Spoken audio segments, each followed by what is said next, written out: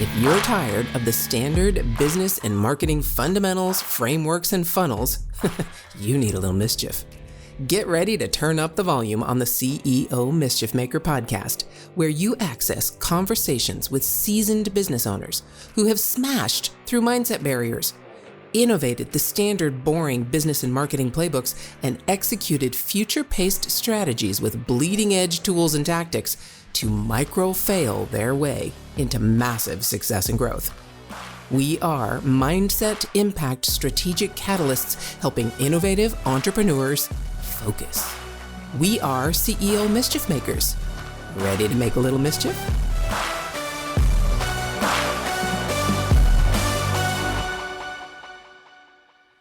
Hey, CEO Mischief Makers, MKJ here. And I just want to tell you that today's guest has some incredible things to share. And I hope this week, this whole 3 episodes, I hope you find them as valuable and thought-provoking and useful as I have. So if you want to check out more about what Brittany is doing, you can go to 51blocks.com. That's 51, the number's 51, and the word blocks, BLOCK.com, blocks, BLOCKS.com. I highly recommend, if you are an agency owner of any kind, serving any niche, that you check this out, because what she and her team are doing is really unprecedented. This whole just sell process that she talked about, I'm telling you, you will be blown away. So please check out 51blocks.com and just go around the site. And I dare you to contradict me, because what she's doing is completely unique in the agency space. So check her out. I can't wait to hear what you think. Please let me know if you want to drop me a line, mk@callmemkj.com. I would love to hear about it, but I really want you to go check 51blocks.com and learn more about what Brittany and her team are doing. You won't be disappointed, I promise. Chat soon. Hey, CEO Mischief Makers, welcome back. If you have not gone and listened to Monday's episode where we talk about mindset with my amazing guest, Brittany, you need to go do that, because she ended that episode in a place where, I'll just put it this way. In about a 30-second span of time, she covered what it took me 10 flippin' years to change in myself. And that is the control aspect. And so I'm going to say this really quickly. Go listen to that. And here is where we're going to start. If you are an entrepreneur who started a company, you've started your amazing adventure into entrepreneurship, and you've gotten to that point where, well, let's be honest, you are the bottleneck. You're the one that's stopping the company from growing because you have to have your fingers in everything. Well, go listen to that episode, because at the end of that episode, she's going to tell you why you need to change that. And now today, we're going to dive a little deeper into innovation, how you can innovate that for yourself. So first off, welcome back, Brittany. Hi, here we go. Thanks. All right. So we didn't really talk a lot about the details of what you do and what your incredible company, who you serve. So how about we start there? Who do you serve? Who is your, I don't really use avatar anymore. I don't use any of those terms. I really use the term, who do you serve? Yeah, so we serve digital marketing agency owners and entrepreneurs, I would say, is our primary demographic that come to us. Okay. And another thing in this episode, really impact is one. So in that demographic, how are you impacting them? Before we go on to the next one, how do you impact them? Well, I think there's a couple of ways we impact them. One, we essentially teach them how to let go of control, because I know we talked a little bit about that. So we have a lot of cool things in place that baby step them on the way there, which is a really hard thing to do. And then, of course, we help them grow their businesses. I think at the core of what we do and do well, we are helping people essentially start up businesses overnight and learn how to scale them, which is a really hard thing to learn from the internet. And it's a really hard thing to just do on your own. So we're helping people shortcut that. Wow. Okay. Agencies, starting an agency and shortcut it to hopefully avoid all the pitfalls that, again, right, I had to do over probably a 3-year period before my agency started scaling. So you're taking that 3 years that I had to take in all those lessons, and you're condensing it into how long? Yeah. Oh, God, the startup period is nearly overnight for us. A big aspect of what we've been able to provide are the teachings of the learning lessons we have had ourselves. We're 13 years old. In 13 years, you learn so many aspects of client management, of sales, of productizing a solution, of living in a virtual world, all of these things where sometimes we have to just learn by going through the motions. And we're naturally going to make mistakes in those motions as we learn. So, what we've tried to do is we've basically tried to say, hey, you want to start a marketing agency rather than you starting it, learning how to do your lead gen and learning how to do it. Why don't you come here and we'll go ahead and give you pretty much everything you can swipe, everything you can pitch, all the things all in place for you. And guess what? We'll even manage your clients so you can retain them. Because those are the hardest aspects of growth is there's so many moving parts to an agency structure. And I think that not one person is capable of successfully executing on all of those things. And so Yeah. that's a big way that we help to provide it. So let's talk about that because again, I have run an agency. I thought pretty successfully, but it took me a lot of tears and Yeah. uncertainty and doubt and clients who I probably should not have accepted. Um, so, how are you taking that standard process of agency work? So, things like niche selection and services that you're going to offer, and specific types of customers and level of business that you're going to go after, and the standard agency model, which is pick a service, pick a niche, offer that service to clients, find clients to sell it to those clients, fulfill on that sale. How are you innovating that whole process? Yeah. Well, I think the biggest part of our innovation comes down to the way we've streamlined everything. Um, it's funny. I meet a lot of entrepreneurs that are previous consultants, and one of the things that I notice is kind of a trend is the over complication of a service, meaning they try and stick all these different things in all these different ways for one lead, and then the next one looks different, and then the next one looks different. And the way that we've been able to help innovate this is to simplify, to almost come up with some form of a rinse and repeat model when it comes to productizing digital marketing, which can be tough. You don't want to go too cookie cutter, and then you don't want to, of course, be too customized where it becomes really unprofitable. It becomes hard at scale, things like that. So the way that we've been able to innovate for the people we serve is simplifying the process of sales, understanding that there doesn't need to be all of this flashy, shiny stuff up front. Really, you need to just be an authority. You need to understand their pain points, what they want, and tie it into almost like a formula. And we do this a lot with client management, where I'm like, hey, it's really just a formula to understand how to speak to a client, right? You restate the concern, you talk about the root cause, you offer a next step solution. It's the same thing we do with our agency owners. We learn how to formulate on the front end how you can sell these products so that it is really easy and it's not overcomplicated. So those are some of the ways that we've been able to help innovate there.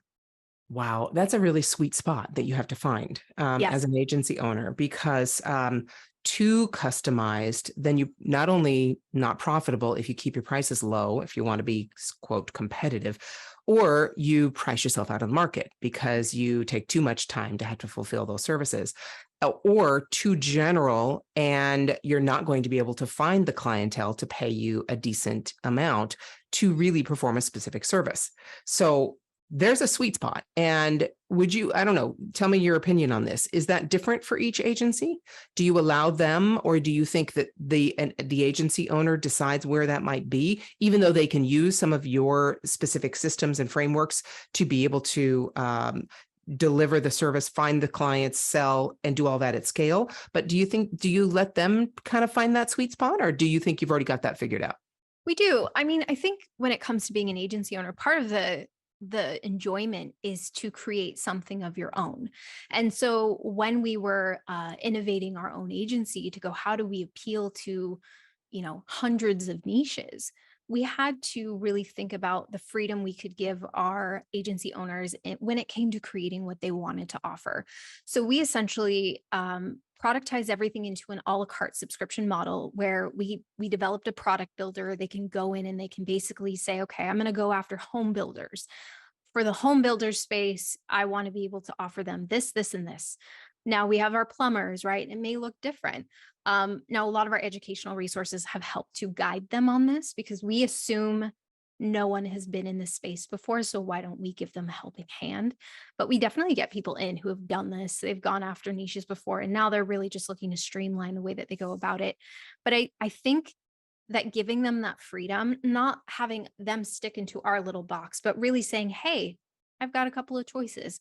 Pick which one is going to suit you best, knowing your audience. Because some of these guys have worked in the field, some of them just are very passionate about those fields. It allows them to, I think, just be so much more creative with it. And, all of our stuff I know is already kept in scope. So it's not, it's fine with me if they go and sky's the limit is what I usually tell them. As long as they can sell it, that's great. But Wow. yeah, we try and give them some creative freedom there. That's awesome. And so I love it. I love how you just described that. So take me a little deeper. So if I'm, let's say, going to be a client of yours and you've obviously innovated and not, I wouldn't say the word templatized, you could, but that kind of cheapens the service to me when you look at I don't want to buy a template. I want something that I can, that is really unique to me. And yes, templates we can usually make unique based on our own personal experience. And that, to be honest with you, that's how I identify, that's how I define innovation, is to take that which you and your company have done, is to take a standard template that we all know as a standard human way of doing anything, whether it's business or chopping wood or, doesn't matter. There's a standard way to do it. Right. And we bring ourselves into it. We bring our own personality, our own previous experience, just like you talked about bringing your previous experience into the CEO role. We can get this as minute as we want. But if we look at a business and look at a standard framework like agencies, we can innovate that with our own experience. So I love how you've allowed people to bring that into your model, no matter what it is, no matter what niche, no matter what previous experience they have, no matter what they've experienced before, they can bring all of that into your model and create success with it and then scale. Right. That's incredible. Yeah. Tell me about your response to your clients who start these agencies with this particular innovation. Yeah. I have to say, I'm really lucky. Every sales call I go on to, people go, oh my gosh, I didn't know this existed and this is amazing. So what it comes down to and why I can give creative freedom, why I can allow them to have all of this space on the front end to develop what they want is because I've got the tried and true systems on the back end that safety net the decisions they're making. And that comes down to creating campaigns that are really around a client's goals. Things that we say in our agency are like, there's never a need to have this massive budget. It's being smart with a marketing budget. And so the reason why I can have somebody sell maybe something at a low level, maybe I wouldn't suggest that on a normal basis, but they can still do it, is because at the end of the day, this team is working towards a goal. And even if we have to explain how A plus B equals C and it takes a little longer because our budget's a little lower, that keeps clients going because they understand that, like, great, you're still headed on the same path I want you to be on. And so I think that's really why we're able to do it in the way. And trust me, we checked out the market and we were like, wow, you either go to this white label agency and they're very cookie cutter, 5 keywords, 2 blog posts, and you're stuck in their little box. Or you go to ones that aren't super transparent, don't give you everything that, you're left to fend for yourself basically with these clients. And so we developed an innovation around giving something that was sellable, that was clear enough to be able to close a deal, but was still fluid enough to be able to execute against goals and get great results. Wow. So what's the next thing? How are you because nothing stays the same. No. Our world, we have AI now. We have, we had the whole Web3, and now that kind of really blew up during COVID when everybody was home and looking for things. Mhm. And now we've got AI that's going absolutely bonkers. So what's the next thing you are innovating in this framework? Yeah. What else are you bringing into this that shows your level of innovation? I think we're definitely going to be leveraging AI in ways that other agencies don't currently. And when I say agencies, I usually mean white label agencies because that's our market. We're currently experimenting with an AI bot that we feed in the questions, it gives us back the answers. I'm currently looking at it like, who does this replace in my agency, or what kind of support does this give our partners? Meaning, can I feed it every one of our sales resources and training guides that people don't necessarily read all the time, right? And can they now have a tool that they can use like a sales assistant who's going to answer the question for them when they're like, hey, how much does this cost for this particular population? Stuff like that. So our agency will be using AI to definitely innovate on systems and processes that our partners can leverage, which I think will be a big benefit to them in terms of like scopes and everything like that. I think AI is definitely going to take us a long way in being able to produce more volume for them in ways that we couldn't before. And specifically, obviously, we know around content development or how many ads we can test at once, things of that nature. So I think there's going to be a huge benefit to leveraging AI in terms of like how we apply it to getting to the goals faster or making things easier to learn, stuff like that. And I'm all about it. I'm one of those people that I'm not afraid of it. I'm really about getting ahead of it and using it because I think it's to our advantage as digital marketing companies, rather than feeling like it's going to replace us in any way. I'll be smart about that. Okay, hold on. If your mindset was shifted, you were inspired to innovate, and you were spurred into action, don't just move on with your day. Focus, my friend, and take a few minutes to visit ceomischiefmaker.com to learn more about the value that was shared with you today. Please act now and create some CEO mischief of your own.